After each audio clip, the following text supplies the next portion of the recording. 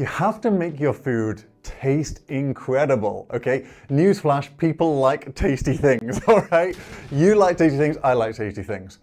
And we really want to make sure that the food that we're eating, especially if it's healthy, tastes really, really delicious. Amazing tasting food with great flavors, like phenomenal textures.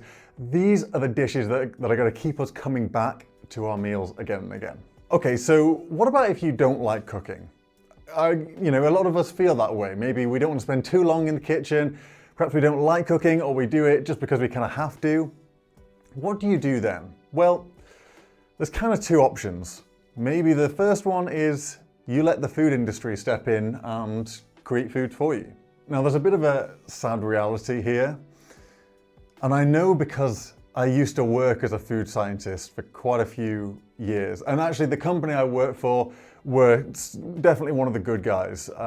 They really cared about the products they made. But I would say the general ethos of the food industry is pretty simple. We want to make foods that taste irresistibly good, that people keep coming back to and keep wanting to eat more and more and more and more of, because that gets us more profit, right? So that's what the food industry wants. They are not really putting the health of the consumer first because they're a business. They need to make money, so they're putting profits first. To do that, they want you to buy as much as you possibly can of whatever they're selling. So they're going to make it irresistibly tasty. Okay, what's the problem with that? The problem is, to do that, they're going to make it generally really unhealthy. They're going to fill it with loads of artificial junk. They're going to put lots of artificial and extracted fats, sugars, loads of salt. Like, these foods tend to be really not that great for us. And so this means that if we spend years eating animal-based foods or really heavily processed foods, we're going to see our health deteriorate and see negative health outcomes as a result of it. The science is really clear on this. And you might say, okay, fine, I'm just going to use my willpower. I'm not going to go for that stuff. I'm telling you now, your willpower will run out. We're like really instinctual creatures. If we don't have food that tastes good, we will find it. Okay, so what's the solution here?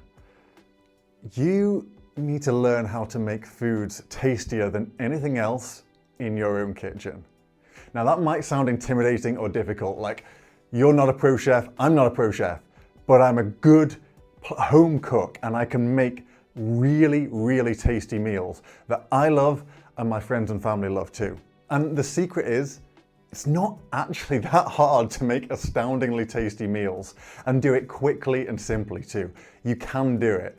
You just need to spend a little bit of time honing your kind of kitchen craft, your kitchen intuition, and you will be able to make restaurant quality meals. And in any case, I believe that tasty food should be a guilt-free pleasure. We shouldn't be like, worrying about, oh, is this gonna put pounds on me? Is this gonna make me feel awful tomorrow? We should just be able to eat delicious food and feel great about it in our mind and our body. And let me tell you, if you learn the skills to be able to transform humble, simple ingredients like vegetables and whole grains into amazing tasting meals, you're going to have such richness for the rest of your life.